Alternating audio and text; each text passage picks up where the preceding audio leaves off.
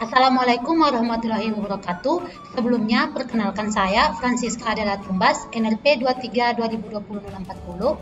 Saya Nadia Nur Agama, NRP 23 2020-30. Saya Feodora Sidabutar, NRP 23 2020-074. Saya Susa Dewa Fetriani, 23 2020-012. Saya Rangga Kurnia, NRP 23 2020-026. Baik, kami di sini akan menjelaskan mengenai pemanfaatan transformasi digital pada bidang geodesi dalam rangka memenuhi tugas mata kuliah pengantar transformasi digital. Secara khusus, penjelasan mengenai pemanfaatan di remote sensing. Baik, yang pertama yaitu ada pengertian dari penginderaan jauh atau remote sensing.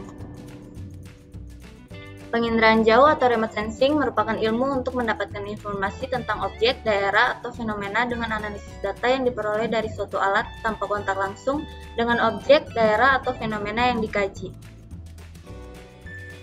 American Society of Photogrammetry mengatakan penginderaan jauh merupakan pengukuran atau perolehan informasi dari beberapa sifat objek atau fenomena menggunakan alat spesifik untuk tanpa kontak fisik dengan objek atau fenomena yang diteliti.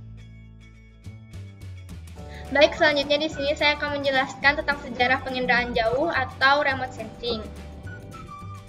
Pada tahun 1960-an beredar satelit-satelit seperti Gemini, Apollo, Sputnik, dan Soyuz. Tahun 1972, satelit ERTS-1 atau Landsat pertama kali diorbitkan untuk memetakan sumber daya alam dan kondisi lingkungan. Mulai berkembang satelit-satelit lainnya seperti SPOT, IRS, MOS, ADEOS, ERS-1, dan RADARSAT. Tahun 2000, satelit untuk Intel menjadi untuk sipil dengan ketelitian tinggi, contohnya QuickBird, Iconos, dan Orbimage 1. Selanjutnya di sini saya akan menjelaskan mengenai proses dari penginderaan jauh.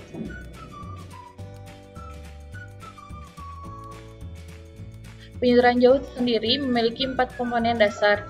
Yang pertama ada target, sumber energi, transmisi, dan sensor.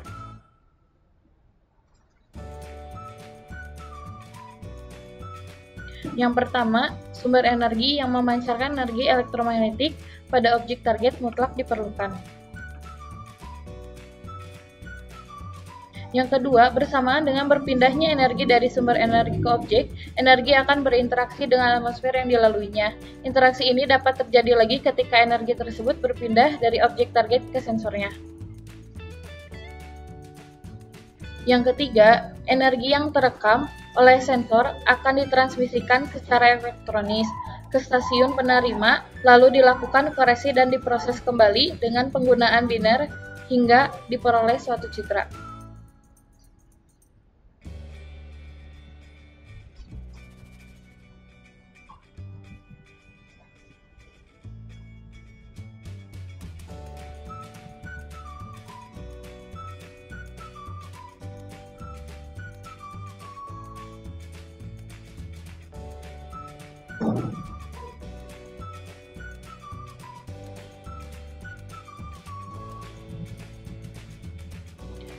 Dan yang keempat, citra ini kemudian diinterpretasikan untuk mencari informasi target. Proses interpretasi dapat dilakukan secara visual maupun digital atau otomatis dengan bantuan komputer dan perangkat lunak pengolah citra. Citra tersebut akan diaplikasikan dalam kehidupan sehari-hari. Nah, berikutnya yaitu proses dari remote sensing sendiri. Yang pertama yaitu sumber energi. Komponen pertama untuk penginderaan jauh adalah sumber energi yang menyinari atau memberikan energi elektromagnetik ke sebuah target yang diinginkan. Pada penginderaan jauh sendiri terdapat penginderaan jauh dengan sistem pasif dan penginderaan jauh dengan sistem aktif.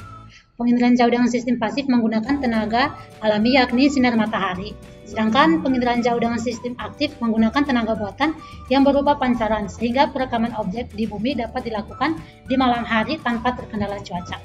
Yang kedua yaitu radiasi dan atmosfer. Perjalanan dari sumber energi ke target di permukaan bumi berinteraksi dan kontak dengan atmosfer.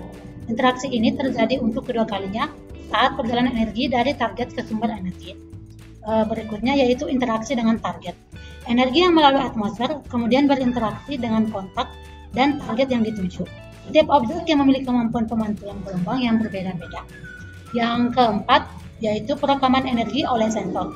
Energi yang tersebar atau dipantulkan dari target direkam dan dikumpulkan oleh sensor yang terdapat dalam satelit. Yang kelima yaitu transmisi, penerimaan, dan proses. Energi yang direkam oleh sensor diteruskan ke stasiun penerima dan diolah menjadi sebuah gambar dalam bentuk digital atau hard copy. Yang keenam, interpretasi dan analisis. Gambar diinterpretasi dan dianalisis secara visual atau digital untuk mengekstrak informasi pada target yang dikaji. Dan yang terakhir yaitu mengaplikasikan. Salah satu pengaplikasian data yaitu orang atau lembaga yang memanfaatkan hasil penginderaan jauh. Salah satu lembaga yang menggunakan data penginderaan jauh yaitu bidang kependudukan, pemetaan, serta meteorologi dan klimatologi. Selanjutnya saya akan menjelaskan mengenai kelebihan. Adapun kelebihan-kelebihan dari remote sensing adalah sebagai berikut. Yang pertama, dapat memetakan cakupan wilayah yang luas dalam waktu singkat. Yang kedua, tidak membutuhkan banyak tenaga kerja. Dan yang ketiga, cakupan wilayah yang sulit dijangkau tetap dapat diidentifikasi.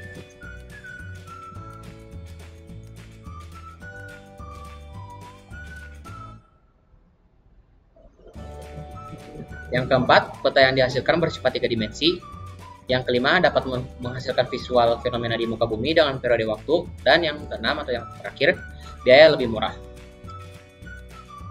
Adapun pemanfaatan remote sensing yang kami ambil adalah mengenai pemanfaatan dalam bentuk bencana kebumian. Sebelum terjadi bencana kebumian, penginderaan jauh bermanfaat untuk mitigasi bencana dengan menandai titik rawan bencana. Setelah terjadi bencana kebumian pun, penginderaan jauh bermanfaat untuk mengetahui dampak dari bencana tersebut. Berikut merupakan pemanfaatan remote sensing pada saat kejadian banjir bandang Luwu Utara.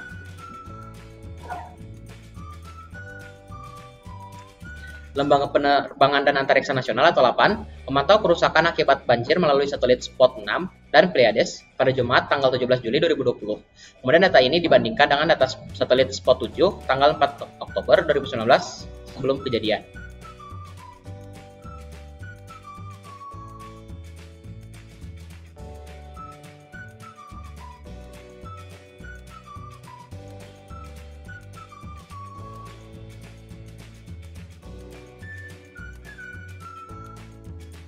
Baik, sekian dari kami. Mohon maaf bila terdapat kekurangan. Assalamualaikum warahmatullahi wabarakatuh.